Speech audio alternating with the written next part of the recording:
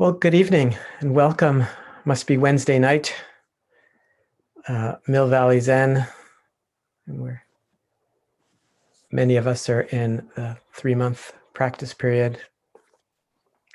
Nice to be here. Nice to see you all. I was debating whether to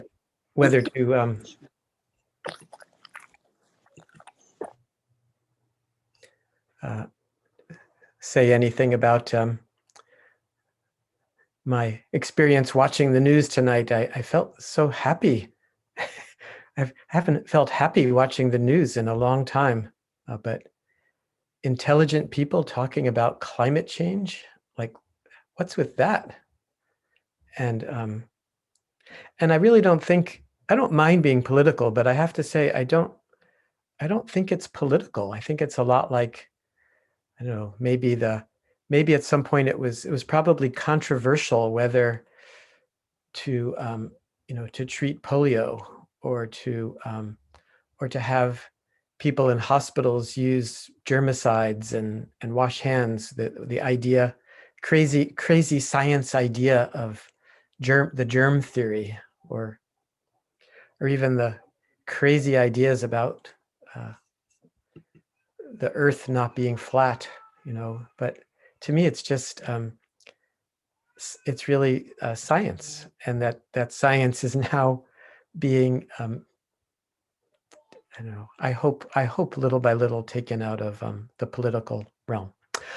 So anyhow, that was, I feel I was surprised by how uplifting the news was. But back to our topic. Our topic is this piece of writing from Eihei Dogen from the 13th century. And I actually think, and we'll see, I think it's amazingly relevant and right spot on, the things that he's saying, and even how it's related to our own individual practices, politics, science. We can see if make these connections. But I wanted to start. I mentioned earlier that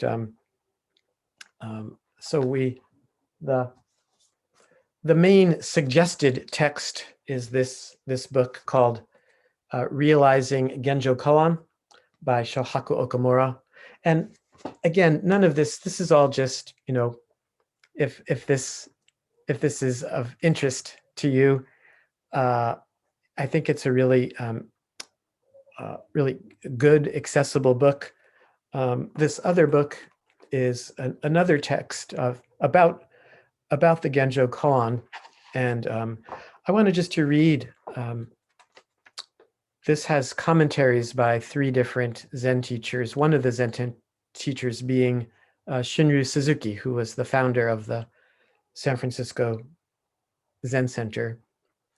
And he starts out by saying, the secret of all teachings of Zen or of Buddhism is how to live in each moment, how to obtain absolute freedom moment after moment. This is the theme of Genjo Koan. Moment after moment, we exist in interdependency with past and future and all existence. In short, if you practice zazen, or if you practice meditation, concentrating on your breathing moment after moment, you will be keeping the precepts, meaning you will be living an ethical life. You'll be helping yourself and attaining awakening or liberation. We do not aim for or emphasize some particular state of mind or some particular teaching. Rather, we emphasize how we understand and how we bring the truth into practice. This practice does not mean some particular practice. When we say Zen, Zen includes all the activity of our life. So really, again and again, Zen teachers come back to this point of that. So even this study of this text, the Genjo Koan, its only purpose is to help us understand our lives, our own lives, and the interdependency of life. And yeah, and how to assemble a good team to combat climate change, or how to assemble a good team to for racial justice and racial equity, to, I think, to see the truth of our divisions and the truth of what's possible for more healing. And yeah, I'll put the name of this book. It's Dogen's Genjo Koan.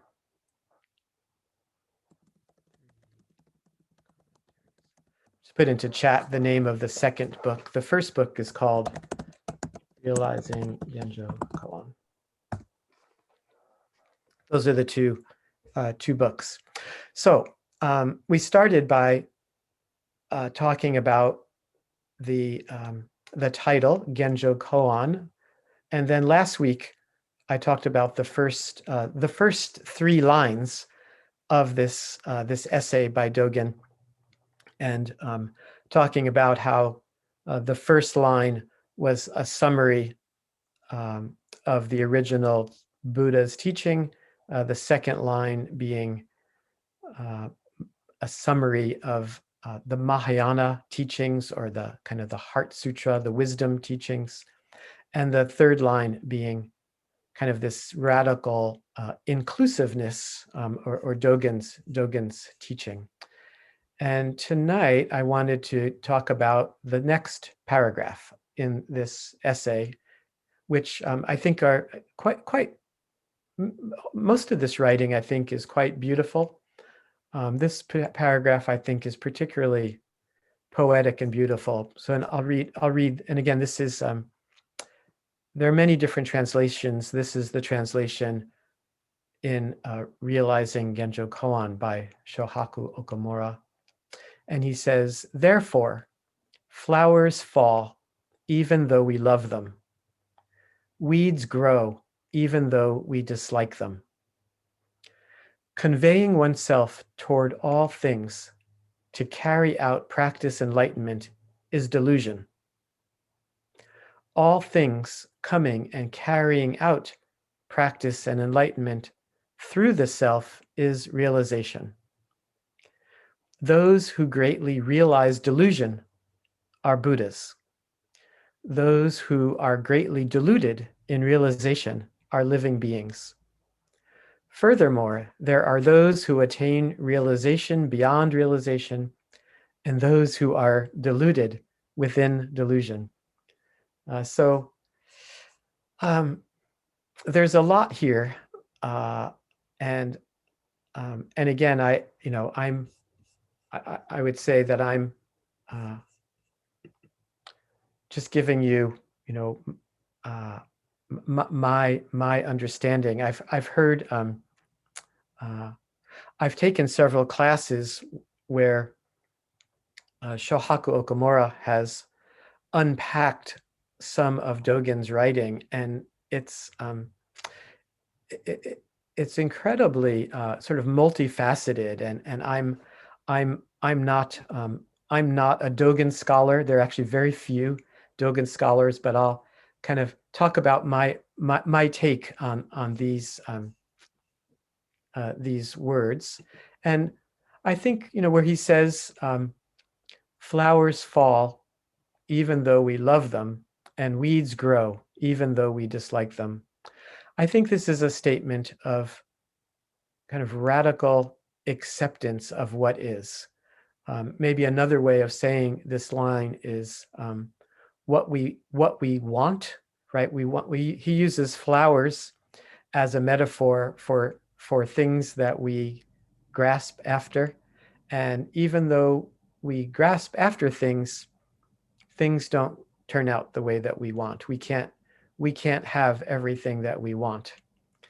And the second line, weeds grow, even though we dislike them. And he's, again, maybe stating the obvious, but he's saying what we what we have aversion to, what we don't want, happens despite our aversion. And so he's saying that he's kind of pointing out, I think, the human tendency to resist what is, right? And in some way, maybe as a more,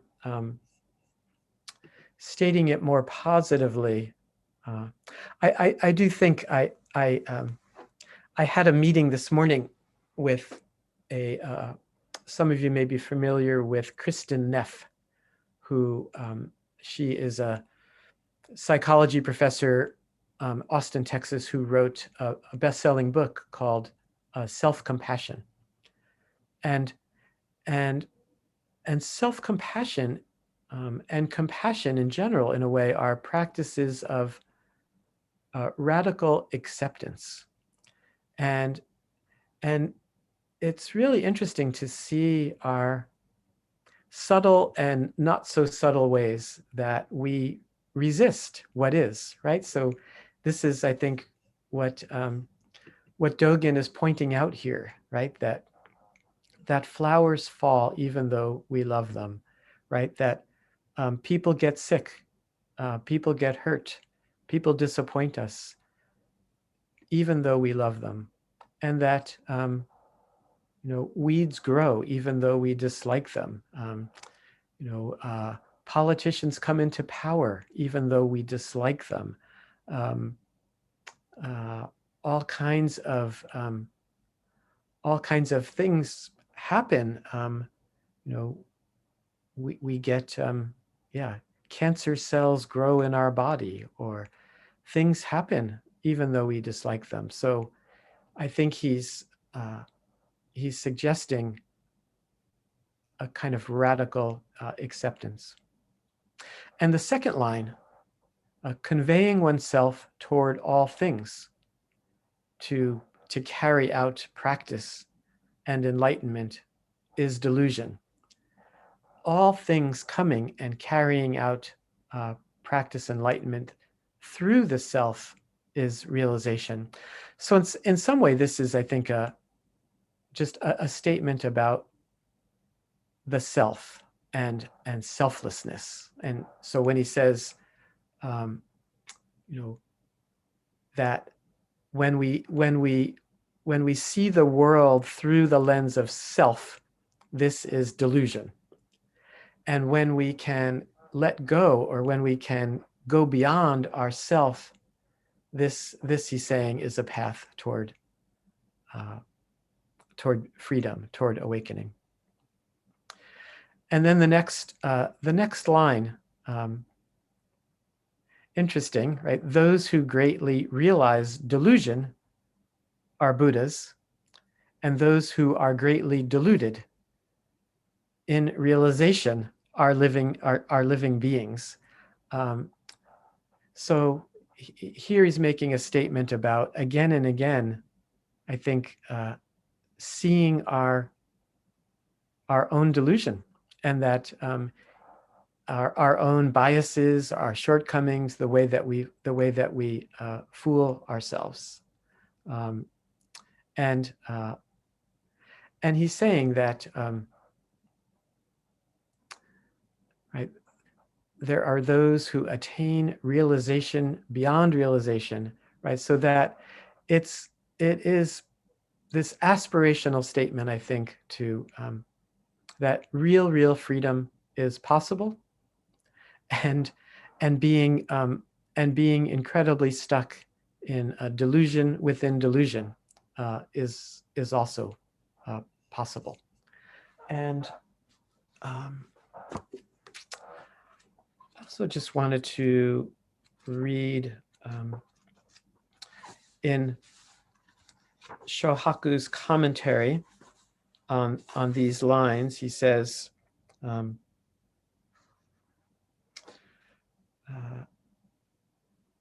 the subject of practice is not the personal self, but all beings. To practice is to awaken to the self that is connected to all beings. Dogen taught that Zazen is not a practice meant to make human beings into Buddhas. Zazen itself is awakening. By letting go of our thoughts, of our consciousness, we actualize the self that is connected to everything. This is not the self awakening to reality, but reality awakening to reality. A Dharma awakening to Dharma, Buddha awakening to Buddha. So this is his, Dogen is very much kind of trying to cut through our usual ideas of realization and delusion.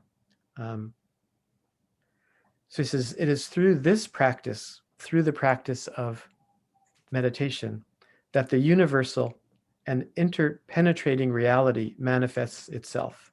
This is the meaning of the Genjo Koan in my understanding.